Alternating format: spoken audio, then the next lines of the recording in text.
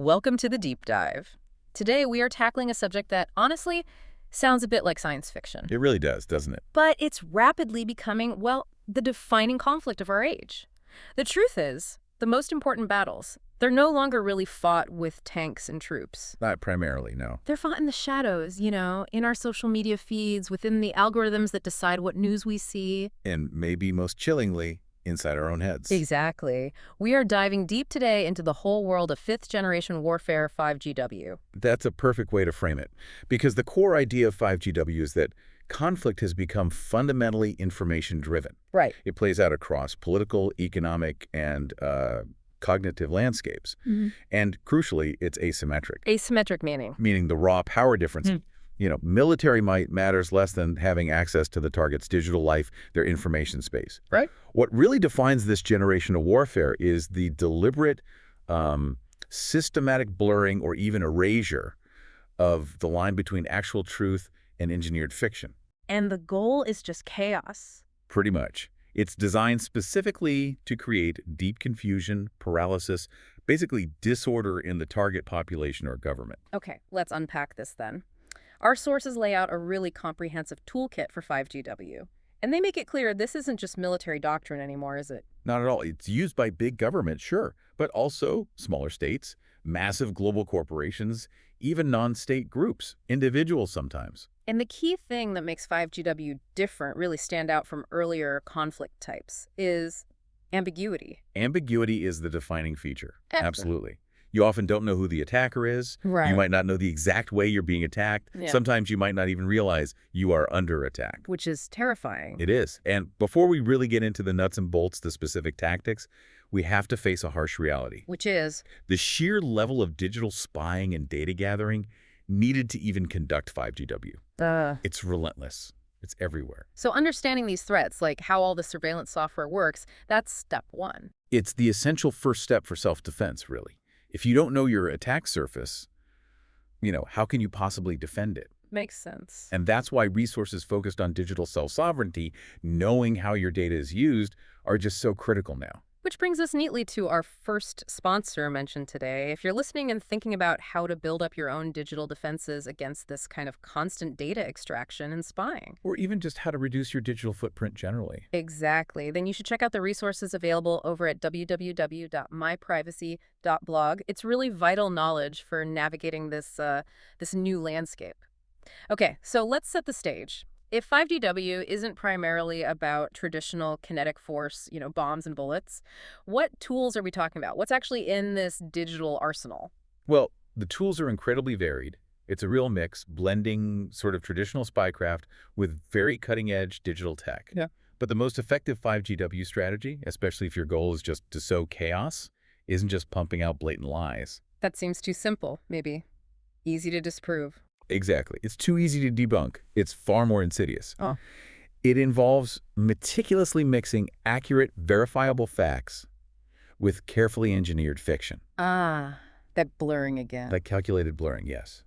It ramps up the confusion, the disorder.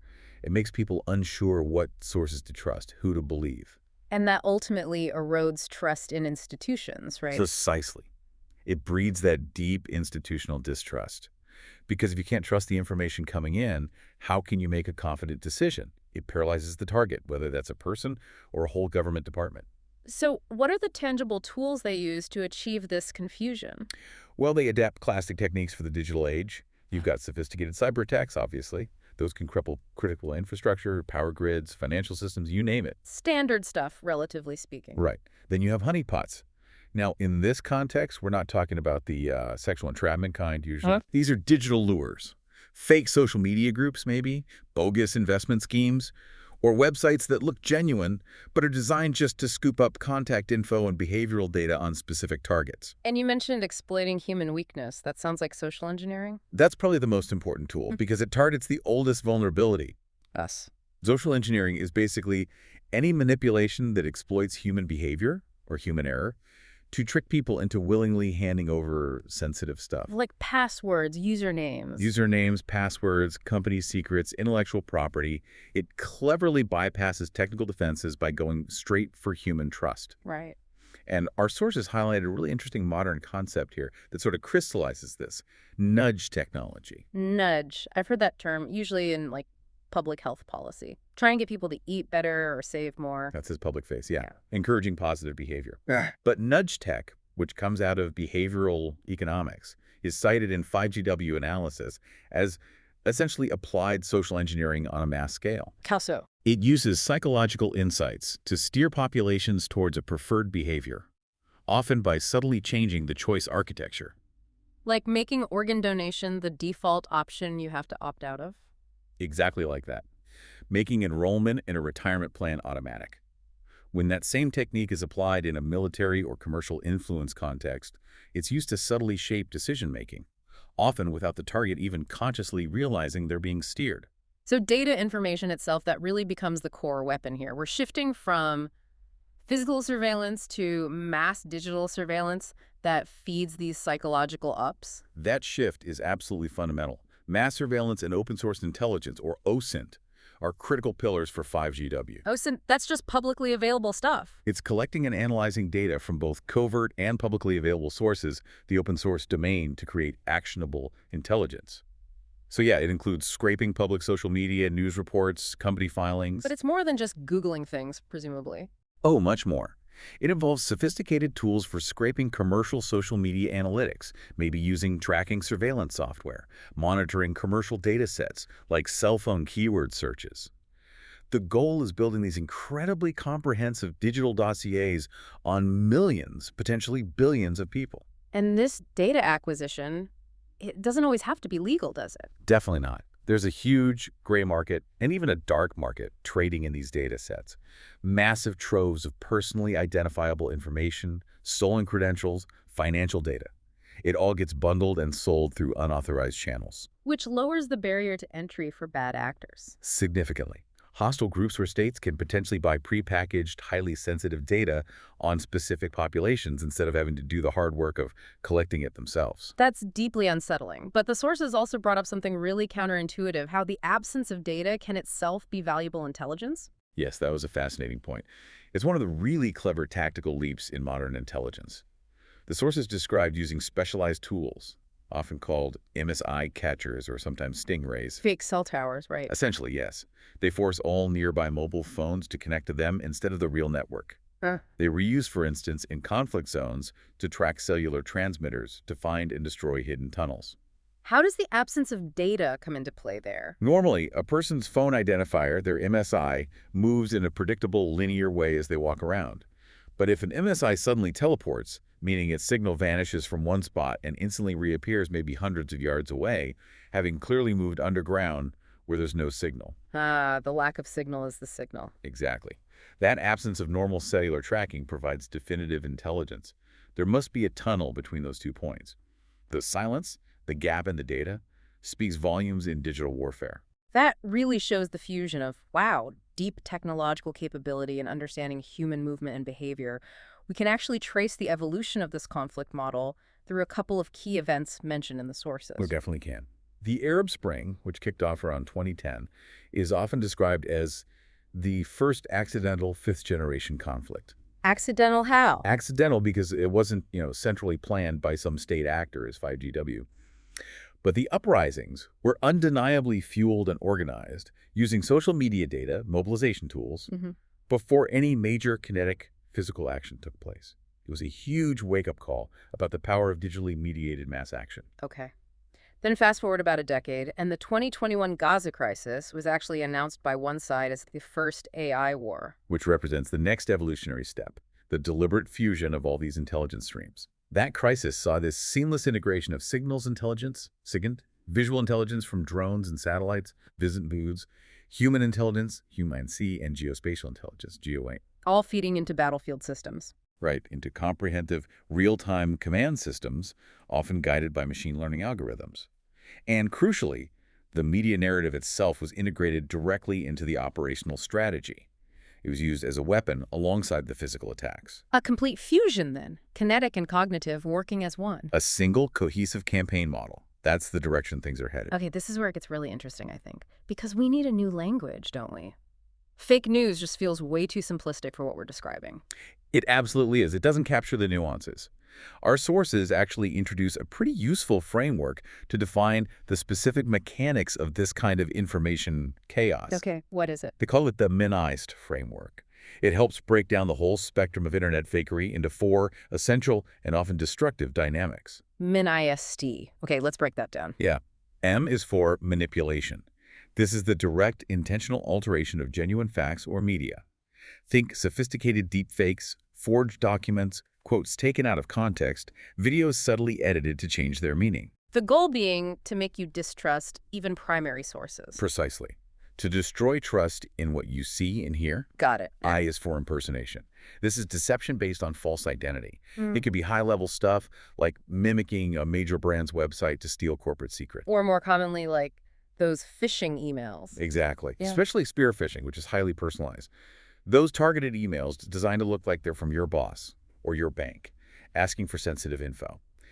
Impersonation preys entirely on misplaced trust. Okay. MIS. S is for sequestration. This one sounds a bit academic, but it's really important. Okay. Sequestration refers to these self-reinforcing information imbalances that end up exploiting individuals or groups. Think about intense social media echo chambers. Right, where you only see stuff that confirms what you already believe. Exactly. They reinforce alternative, sometimes extreme belief systems until the people inside kind of disconnect from a shared sense of reality. This isolation, this sequestration, makes the target group highly vulnerable to specific, tailored manipulation. And finally, T. T is for toxicity. This is content specifically designed to harass, bully, exploit, or cause emotional, sometimes even physical harm. We see this in political campaigns a lot, right? Discouraging voting, silencing opponents. They're a common tactic. Coordinated harassment campaigns designed to drive key voices offline or just generally make the environment too hostile for participation. So these memoized elements, manipulation, impersonation, sequestration, toxicity, they combine to create bigger problems, right? The sources mention 2 destructive dynamics. The first sounds like something out of a movie, the internet long con. And that's a perfect description. It really is the classic confidence trick. Think Frank Abagnale Jr., Catch Me If You Can, or the guy who supposedly sold the Eiffel Tower twice, but massively updated and amplified by modern tech and data collection. What makes it so effective online? The scale, for one, but also the core psychological trick remains the same. The swindle is often so elaborate or the hook so personal that the victims are deeply embarrassed. They often fail to report the crime to avoid public ridicule or feeling foolish. Allowing the con to continue. Exactly. It continues unchecked, often growing in scale and sophistication. Okay, that's one dynamic. The second one sounds, frankly, more menacing because it seems to blur the line between commercial marketing and actual warfare, the PSYOP industrial complex. This is a really critical fusion point for understanding modern 5GW. It describes the full-scale merger of military psychological operations, PSYOP personnel, their techniques, their doctrines. With commercial marketing tech, like hyper-personalization. Precisely. With the incredibly powerful tools developed for commercial hyper-personalization and targeted advertising. And this complex uses that blend to target civilian audiences specifically for behavioral modification. So we're talking about dark PR firms, disinformation for hire. That's a good way to put it. This industry knowingly hires former military PSYOP operatives. These individuals bring their specialized military training, things like narrative control, advanced operational security, or PSCs, highly specific demographic, targeting directly into the commercial and political arenas. Applying battlefield psychology to sell products or political candidates. Or geopolitical narratives, yes. They apply battle-tested behavioral science principles, not just to sell you shoes, but potentially to shape your deeply held beliefs, your voting behavior, your view of the world. And this isn't exactly new, is it? This idea of mass manipulation has roots going way back. Oh, absolutely. The sources trace this lineage back over a century to Edward Bernays. He's often called the father of public relations. Freud's nephew, wasn't he? He was. And he openly blended his uncle Sigmund Freud's psychological theories with the behaviorist principles emerging at the time. Bernays wasn't shy about it either. He famously wrote that propaganda is the conscious and intelligent manipulation of the organized habits and opinions of the masses. He saw it as necessary. He argued it was an essential element for managing complex modern democracies. Fast forward to today, and we see that philosophy being applied with a level of technological precision Bernays could only have dreamed of. The goal isn't just selling stuff anymore. It's potentially modifying core beliefs and behaviors on a mass scale. Wow.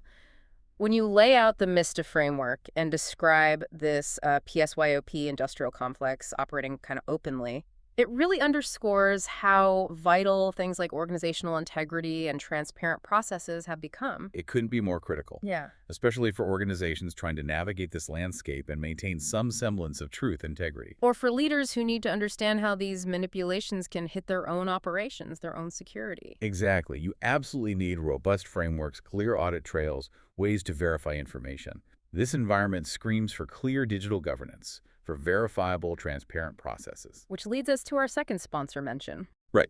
For organizations grappling with this, needing tools focused on digital governance, security posture, compliance in this tricky environment. Resources like those found at www.compliancehub.wiki are becoming absolutely essential. They provide frameworks to help maintain integrity in this very fast-moving, high-stakes game.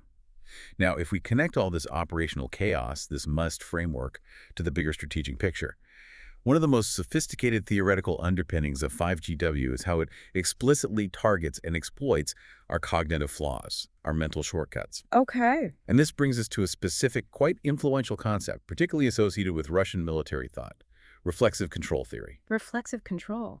That sounds like more than just simple deception. It sounds like strategic manipulation of thought itself. That's a good way to put it. It's a core element of information warfare, but it specifically focuses on exploiting the cognitive biases, the heuristics, the psychological vulnerabilities of a target. And the target could be anyone, an individual, an institution. An individual, a key decision maker, an entire institution, even a whole population. The goal is to subtly induce them to behave in a way, to make a decision that ultimately benefits the initiator of the control. But crucially, the target thinks they made the decision themselves. That's the art of it. The target believes it was their own independent thought process, their own rational choice. The initiator aims for information dominance, controlling the outcome without the target ever realizing they were steered. So it requires a deep understanding of the target's mindset, their biases, their culture, what pressures they're under. Exactly. You need to understand the moral, psychological, ideological, and situational factors that shape their internal decision-making calculus. What's the sort of go-to modern example of this theory supposedly put into practice? The most widely cited case study, certainly in Western analysis, is the complex web of operations surrounding the 2016 U.S. presidential election. Attributed largely to Russia's Internet Research Agency, the IRA. Correct. According to U.S. intelligence assessments, the primary goal of those IRA operations was textbook reflexive control. The objective wasn't necessarily just about getting one candidate elected over the other. But more about destabilization. Precisely. It was about sowing maximum discord, amplifying existing social fault lines, weakening trust in the democratic process itself, and ultimately destabilizing the U.S. political system.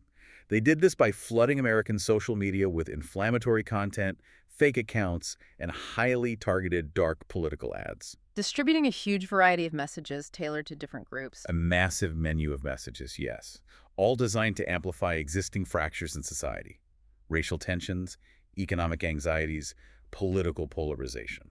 And they apparently relied heavily on known cognitive biases, didn't they? Exploiting our mental shortcuts to achieve this destabilization. They leveraged at least two key cognitive biases brilliantly, and the way social media platforms like Facebook operated at the time inadvertently maximized the effect. Okay, what were they? First, repetition bias. It's a well-established finding in social science. Simply repeating a message, any message, over and over again increases how believable and acceptable it seems, regardless of whether it's true. And Facebook's algorithm helped with that. Critically, yes. If a user simply liked or engaged with one piece of IRA-linked content, the platform's algorithm would often automatically feed them more similar content, more dark ads from the same source.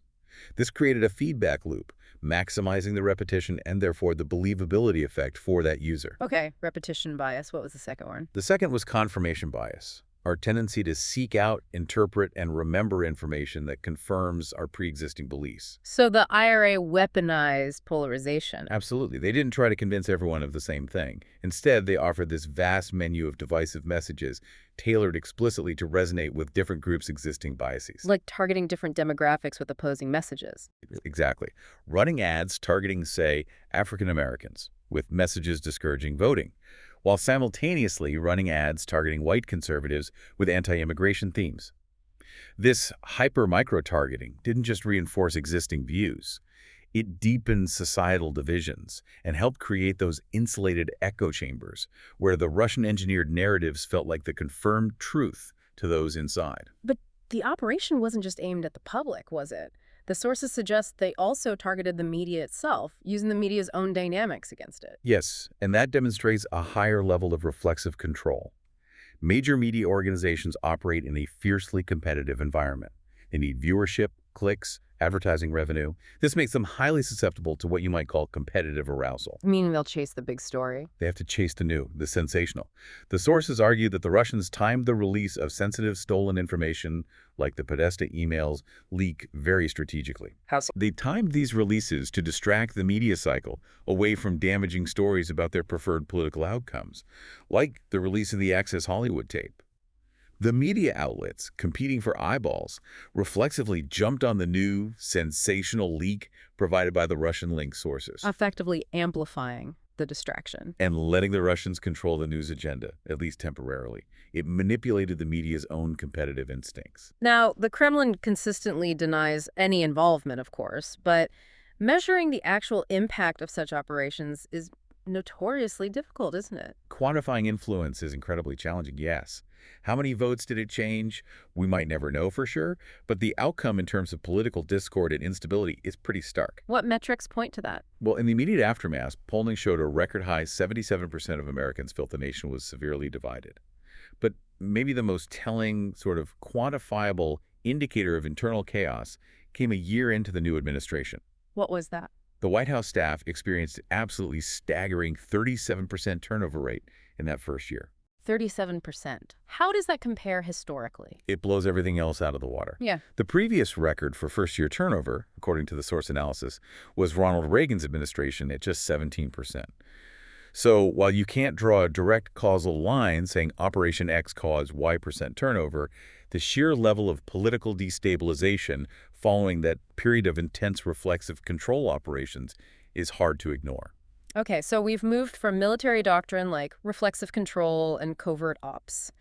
Now let's shift to the modern political campaign, where maybe the weapon of choice is becoming the undisclosed influencer payment, and the battlefield is global. That's a really important area, and a perfect example of how information gets weaponized in geopolitics is looking at media coverage of huge infrastructure projects. Take the China-Pakistan Economic Corridor, or CPEC. Okay. How CPEC was reported was completely different depending on the geopolitical interests involved. Western media outlets, often reflecting, say, U.S. strategic concerns about China's influence, It framed it negatively. frequently framed it using terms like debt trap diplomacy. They highlighted the potential debt burden for Pakistan, the sovereignty risks, the strategic implications for the U.S. and its allies. Whereas Chinese state media. Consistently portrayed it as a win-win situation. They stressed shared economic benefits, regional development, mutual prosperity. Same project, two entirely different narratives engineered for different audiences based on geopolitical goals. It's pure narrative warfare. And you're saying this kind of framing is now being delivered more and more through social media influencers, leveraging their supposed authenticity. Precisely. This is the modern influencer paradox. You have political actors, everyone from U.S. administrations granting special access and briefings to hundreds of domestic influencers, to reports of Russian state media funneling millions, like $10 million cited in one source, to prominent right-wing commentators operating in this huge regulatory blind spot. They're often bypassing traditional campaign finance disclosure rules. That's the concern. And the Federal Election Commission, the FEC, actually had a chance to address this specifically for social media influencers back in 2022. And what happened? While they did adopt some new rules for standard internet ads, they explicitly declined to regulate disclosure requirements for paid social media endorsements promoting political candidates or issues. Why not? What was the reasoning? The arguments against regulation generally centered on the complexity of enforcement, worries about chilling legitimate political speech, First Amendment concerns, that kind of thing. But critics argued the public needs to know. Exactly. Supporters of regulation argued that the public has a fundamental right to know when a seemingly authentic voice, a trusted spokesperson they follow, is actually delivering a paid political message. But that argument didn't win the day. So the power remains in that perceived authenticity. That's the core of it. Influencers cultivate these deep, often quite personal, parasocial relationships with their followers. People feel like they know the creator.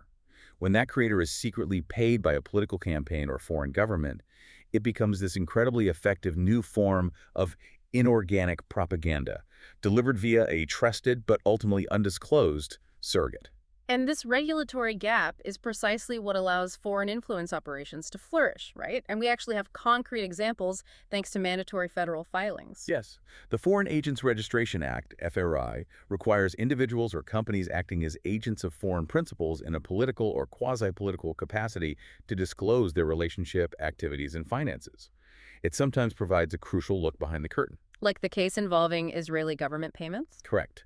FRA filings brought to light what was described as a systematic campaign by the Israeli government to pay American influencers to shape U.S. public opinion on sensitive political issues, particularly regarding conflict narratives. One contract cited was worth $900,000, explicitly titled the Esther Project. And this only became public because of ERA. Only because of the FRI filing requirement. And notably, around that time, Prime Minister Benjamin Netanyahu was quoted explicitly calling social media the most important weapon in modern conflict and reportedly identified TikTok specifically as the most important purchase going on right now. It shows the strategic importance placed on these platforms. And now the sources say the new frontier isn't just influencing human audiences directly, but poisoning the well for the AI systems we increasingly rely on. This is maybe one of the most alarming developments discussed. It's about targeting the foundational AI training data itself. How does that work? We're seeing evidence, including in contracts related to influence operations, that explicitly aim to create websites and content designed to deliver GPT framing results on GPT conversations. So they're trying to manipulate what AI chatbots tell us. Essentially, yes. It's a form of cognitive capture targeting the machine. They use sophisticated search engine optimization, SEO techniques, and content generation platforms to ensure their engineered narrative, their preferred framing of issues, dominates the search results and online content that large language models like ChatGPT scrape to build their knowledge base. So the AI isn't necessarily finding the most accurate information, just the best optimized propaganda. Potentially, yes. The content ranks highly, not because it's true, but because it's algorithmically optimized to game the system. The result is that when you, the user, ask your AI assistant about a sensitive geopolitical topic, it might regurgitate the foreign principles talking points, presenting them as verified fact, because that's the information it was predominantly trained on. That feels incredibly dangerous. Poisoning the well of public knowledge at scale? It's a profound threat. And these regulatory gaps, exposed by both domestic political spending and these foreign influence ops, especially now targeting AI, it just hammers home why detailed transparency and robust governance are absolutely non-negotiable for any entity trying to operate credibly today. Absolutely. Organizations need to defend their own cognitive space, their own information integrity. For sure. Whether you're looking for security audits to understand your vulnerabilities or policy guidance on how to handle disinformation targeting your stakeholders, resources like www.compliancehub.wiki offer those essential frameworks for maintaining organizational integrity. And at the same time, with AI itself becoming a target. The individual responsibility grows too. Learning how to protect your personal data, understanding how it might be used not just to target you but to train these systems, that becomes critical for your own digital sovereignty. Which, again, is where resources like www.myprivacy.blog come in. What's truly fascinating, and frankly a bit unnerving, is where the sources suggest this is heading.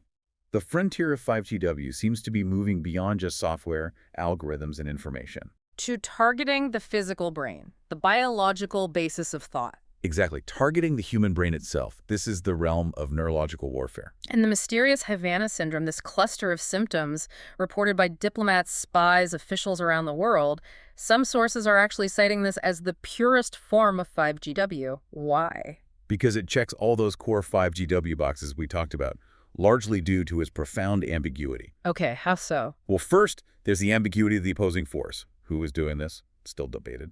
Second, ambiguity of the attack vector. Victims report strange noises, pressure, pain, but there's no visible weapon. Right. And third, the symptoms themselves, headaches, dizziness, cognitive fog, confusion, they trigger existing cognitive biases. Is it stress? Is it psychosomatic? But crucially, there's evidence of actual physical damage. yes. Peer-reviewed studies using advanced neuroimaging and clinical testing on affected individuals have shown objective, measurable evidence of neurological changes. Things like differences in brain white matter volume, altered functional connectivity between brain regions, balance issues consistent with inner ear damage. This moves it beyond just mass hysteria into the realm of a physically damaging, non-kinetic attack capability. Okay, that's disturbing. The research cited delves into some really advanced, almost sci-fi concepts that go way beyond standard electronic eavesdropping.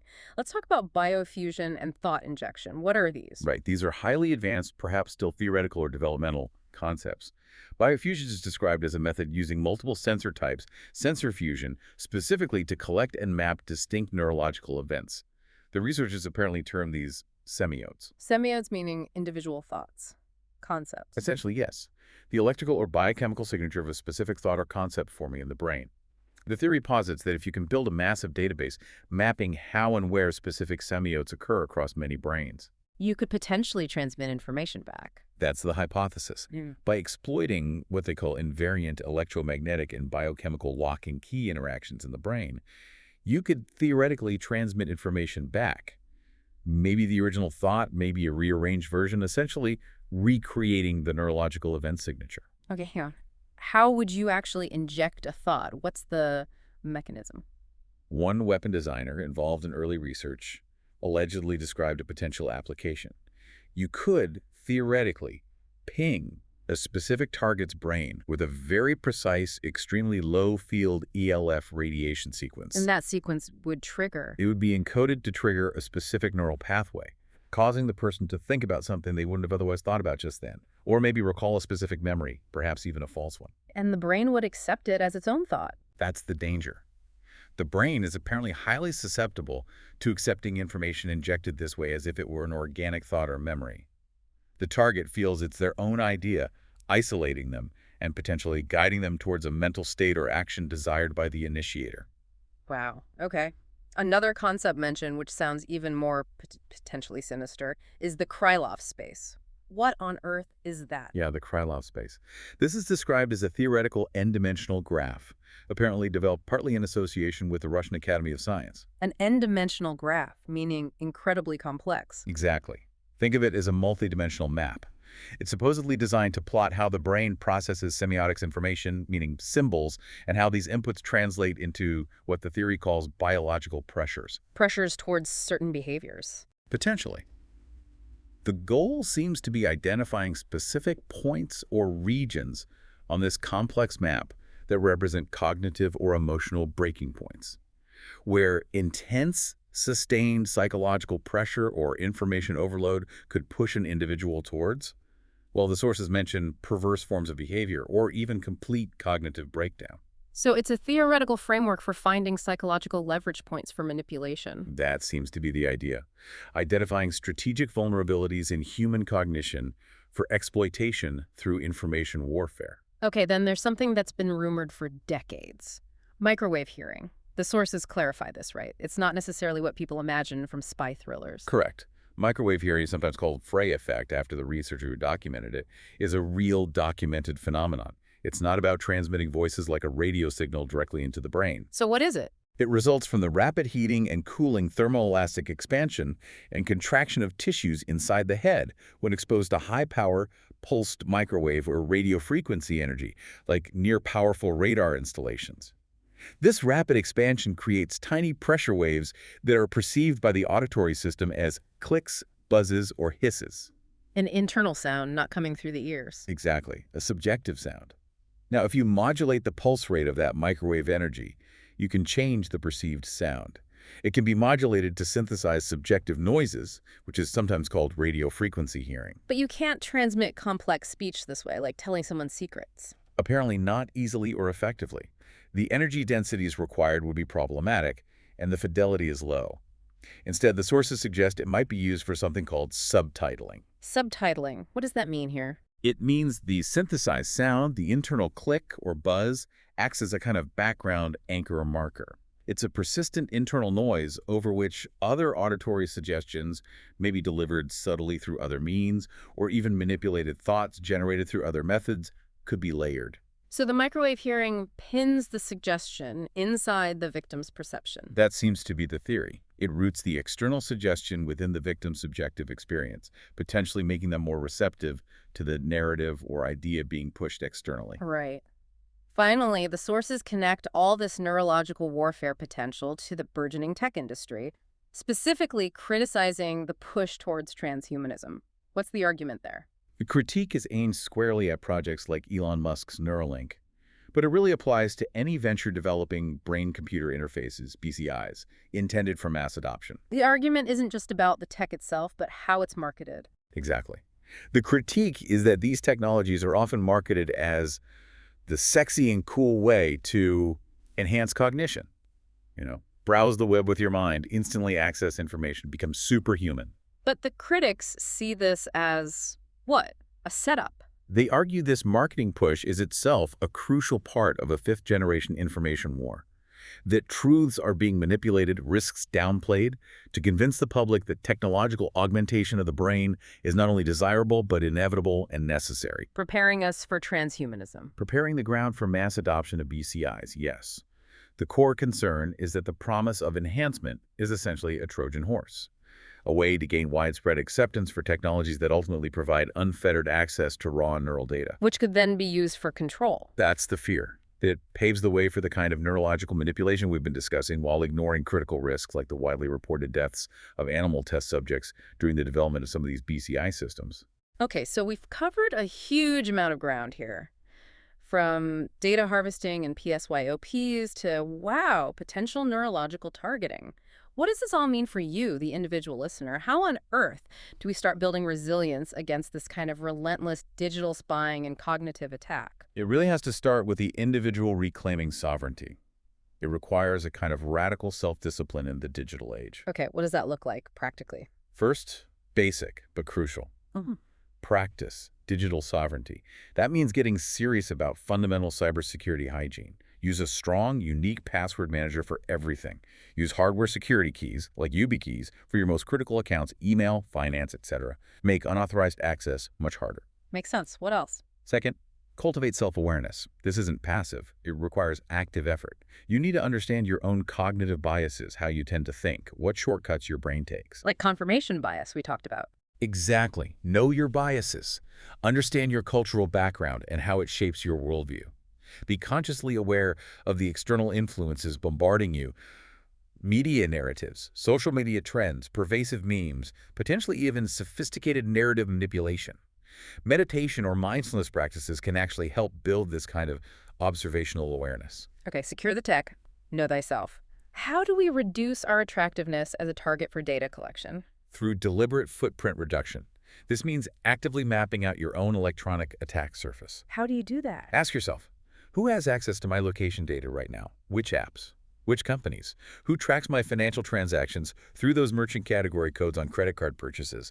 How much biometric data, fingerprints, facial scans have I surrendered, and to whom? And once you know that, Work actively to limit that footprint. Turn off default location tracking whenever possible. Use privacy-focused browsers and search engines. Compartmentalize your digital life. Use different emails for different purposes. Be stingy with your data. okay. Any other individual actions? Yes. One more key area is financial literacy, specifically around emerging decentralized technologies. Learn about blockchain. Understand the concept of zero-knowledge proofs. Those are the cryptographic methods where you can prove something is true without revealing the underlying data. Exactly. Hugely powerful for privacy. And learn about decentralized autonomous organizations, or DAOs. These technologies offer potential counter-mechanisms to the centralized control and mass surveillance that underpin much of 5GW. Financial and technological literacy is a form of defense. Got it. So that's the individual level. What about institutions, regulators? What large-scale countermeasures do the sources suggest are needed to mitigate these systemic threats? On the institutional side, it really boils down to two main pillars: transparency and accountability. First, regulators absolutely must mandate greater transparency. Specifically regarding political influence. Yes. We need publicly accessible, easily searchable repositories where all variants of political advertising, whether sponsored by candidates, PPAs, or potentially foreign-linked groups targeting citizens, must be filed promptly. This is critical for researchers and journalists to quickly identify coordinated influence operations. especially foreign interference. Okay, transparency. What about accountability? We need accountability for the platforms themselves. Social media algorithms, as they currently operate, demonstrably reinforce cognitive biases, often purely for engagement and profit. This inadvertently accelerates many 5GW tactics. So algorithms need to be, what, auditable, open. Their core mechanics need to be more open to independent inspection and accountable for the societal effects they produce. The black box needs to be open, at least partially. And what about corporate security? Given that social engineering human error is such a key vulnerability. Organizations have to move beyond just perimeter security. They must invest in modern security architectures like zero trust systems. Zero trust meaning? Meaning you assume no user, device, or network connection is inherently trustworthy, even if it's already inside the corporate network. Every access request must be verified. Trust nothing, verify everything. And beyond the tech. Beyond the tech, organizations must invest in rigorous, independent security audits. And critically, they need to red team their people, conduct regular, realistic simulated phishing attacks and social engineering tests, train employees to recognize and resist these manipulations, because humans remain the most consistently vulnerable attack vector. And the final warning from the sources about surveillance. A really stark warning. On balance, mass surveillance poses far greater systemic risks to individual liberty, democratic norms, and ultimately civilization itself than the security benefits it purports to provide. We need to be extremely wary of expanding surveillance powers. #tag outro. So we've really journeyed through the depths of 5GW today, haven't we? From the mass harvesting of our data and the algorithms manipulating our feeds, right through to sophisticated PSYOPs, regulatory blind spots, and even the potential for neurological targeting. It's a lot. It is. And at its core, the fight is really for our sovereignty, our individual sovereignty, the ability to think freely, make our own choices, perceive reality clearly. The goal of these systems, according to some critics, is to prevent individuals from becoming, quote, indentured servants to self-appointed centralized global masters. It's fundamentally a battle for perception. The French philosopher Jacques Ellul wrote something powerful decades ago. Propaganda ceases where simple dialogue begins. That feels relevant here. We have to demand that these tools of digital fakery, which, unlike the magician's trick, don't have a clear endpoint. Right, the curtain doesn't fall. Exactly. We have to learn to demand they reveal their nature. Just like an audience kind of trusts a magician will deceive them, but they know it's a performance that ends. We need to get much better at spotting the invisible manipulations in our feeds, in the news, and yes, potentially even influencing our own thoughts. It's a complex challenge, requiring both robust policy changes and intense personal vigilance. And navigating this really highlights the value of the resources we mentioned. So a sincere thank you again to our sponsors, to www.compliancehub.wiki for providing those essential frameworks for organizational integrity in this environment. And to www.myprivacy.blog for helping individuals, helping you secure your digital life and maintain that crucial sovereignty. Their support makes these deep dives possible. Absolutely. So we leave you, the listener, with this final, maybe provocative question to think about. In a world where countless systems, tech platforms, governments, institutions constantly assert that they are trusted, how do we, the users, the citizens, effectively demand that they prove they are truly trustworthy? Trustworthy meaning they possess both good intent and the technical competence to actually protect our minds, our data, and our autonomy. Exactly. How do we demand proof, not just promises? Something to ponder. Thanks for joining us on The Deep Dive.